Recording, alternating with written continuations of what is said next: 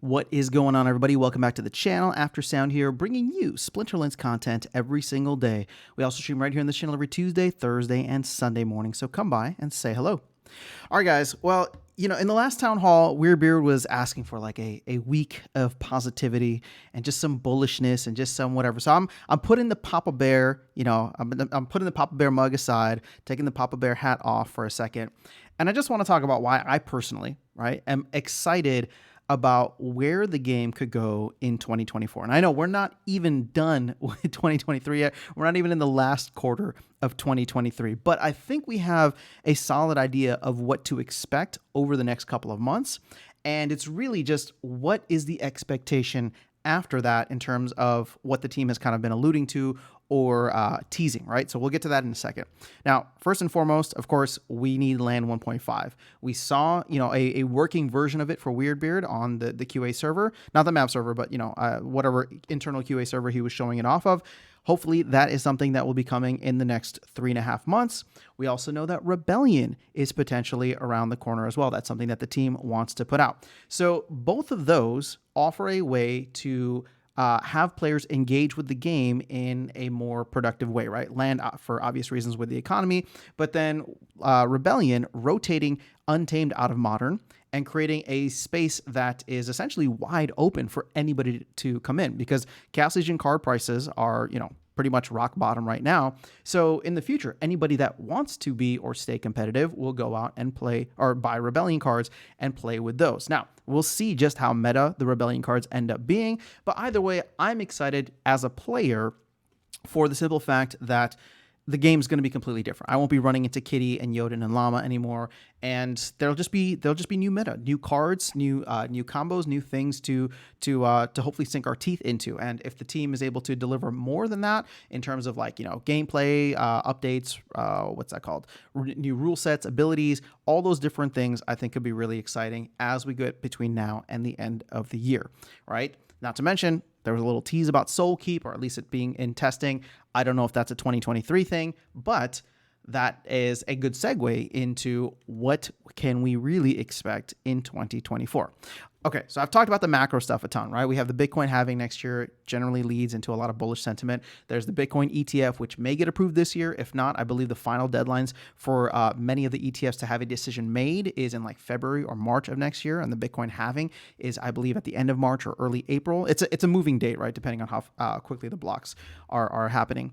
But either way, that's the macro stuff, or at least the crypto macro stuff. Macro, I don't know what's going to go on there, but at least from a gaming perspective, we can all have fun with the game. Now, when it comes to what we can expect from Splinterlands, there's a couple things I want to reference here, right? So the first of which is that Aggie, at a very high level, has talked about how the team has focused on economy updates after Chaos Legion came out and after a lot of the exploits that we saw following the big boom in 2021 that kind of led into 2022. And, starting with the ranked rewards updates, which essentially, ruled out all starter cards from getting any rewards, to SPS staking, which is just something that was enacted recently, right? All of these different things that have come in, and of course the flywheel action that was put in just about a year ago, a little bit over a year ago, where you can burn SPS for DEC and get that whole kind of Terra Luna flywheel effect. All of these economy changes have slowly put us in a place where I would say, and I don't think anybody would disagree, the game economy is now designed in a much better way. The game economy itself is not in the best spot, because we're seeing SPS at all-time lows or flirting with all-time lows. DEC is struggling to stay at peg.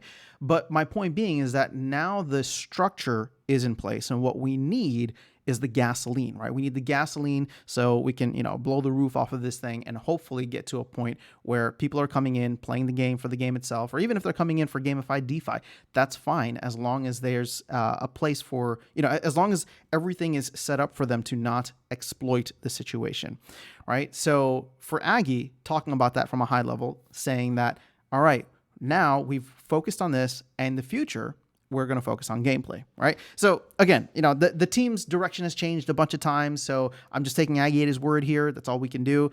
But I personally am excited for that, because the other part of this is the fact that we have heard a lot of great ideas from Weirdbeard and the rest of the team in terms of what different types of gameplay could come in. So obviously we talked about Soul Keep. That is something that the team has now taken in-house, and I personally think that that is way better than than Double Coconut, and the reason is because we interface with the team a lot, right? We interface with Weirdbeard, Aggie, Matt. They come onto the town halls, and I think that there's a lot of great ideas that the community has that we would be able to hopefully push those ideas to the team, maybe even have some of it not necessarily fall under the jurisdiction of the DAO, but under the purview of what the DAO wants. So, for example, if we wanted to change in game for tower defense, right? Maybe we wanted to have like a new level or something. We wanted to vote. We could set up a proposal and try to do that, and the team would try to honor that. Versus if it was an external, Double Coconut essentially doing it, I don't know what kind of pull the community would have outside of making requests. So long term, I'm really excited about where tower defense could go, because I'm still incredibly excited about tower defense, one as a genre of games, but then also as another lever similar to land that the team could use to clean up a lot of the excess, tokens, assets, whatever it is that are on the marketplace. I've been talking about what are people going to do with the useless cards? What are we going to do with DEC vouchers? Tower defense can at least be something else that may draw in a different audience, or may just have a sub audience of what Splinterlands is, of people that just want to go play, earn, have fun, and that'll be something that they can whip up over there, or at least they'll have more control over. Now the other parts, right? There's draft mode, there's battle pass, there's arena runs, all these different things that the team, Weirdbeard, even the community has talked about wanting. This is where I get excited in terms of it would be great if 2024 can deliver on all of that, right? Giving us new ways to interact with the game economy, and most importantly, different ways to use our assets, right? So for example, I was even on Splinterlands TV last night talking about other games like Hearthstone, Magic the Gathering, Parallel, which I've streamed a couple times here, or Gods Unchained, where I think it'd be really cool if we were able to design a game in which you could use a cursed Windeku or your summoners and units in a way where you could play almost like a Magic the Gathering PvP style. Everybody starts with 30 health type of thing, right? That would be really cool. That, or we even talked about like doing 2v2 battles way back. So I get excited because once Land is out, and hopefully once Rebellion is out, and the timeline for that, at least tentatively right now that the team is giving, is hopefully by the end of the year, we'll have those two things out. 2024 could be filled with a lot of focus on all of the other stuff that we've been asking for. Yes, I know people will probably be itching for Land 2.0, and don't get me wrong, I think Land 2.0 is going to be a major step versus Land 1.5, which is a major step, but not as big as 2.0, obviously. But ultimately, if that is going to be the focus, and it's coming from the top down from Aggie saying that, hey, we're going to focus on gameplay, we fixed the economy stuff, and to their credit, I do believe they've done a lot of things to help fix the economy. There's always other things that we could, tweak here and there, but the overall foundation and the structure looks a lot better.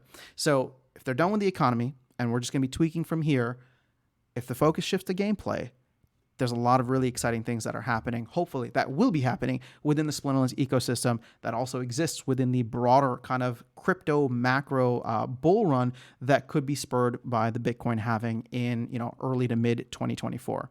So I get excited about this stuff. Like I said, even in my times of like deepest frustration, I'm still bullish on Splinterlands long run. So when I'm looking at this from a way that I'm going to spend my time and spend value here within the economy or with the community, it's in the years, right? 2024, 2025. I really want to see what Splinterlands can do when the next kind of macro bull run comes back around, or even not a macro, but even just a Bitcoin or crypto bull run comes back around to draw more people into the space, right? Like I don't think that gaming or crypto gaming is dead by any means. I think it's definitely going through a different phase, and we'll see what comes out on the other side.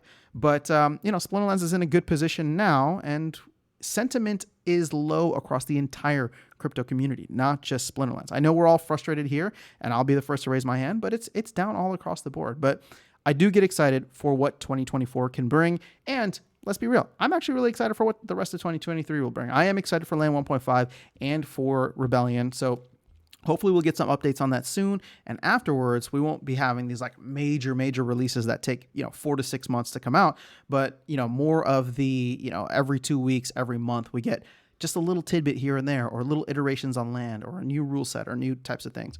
But either way, That's where I'm at. Would love to hear your thoughts in the comments below. Let me know. I'll catch you all in the next video and see you around the game. Take care.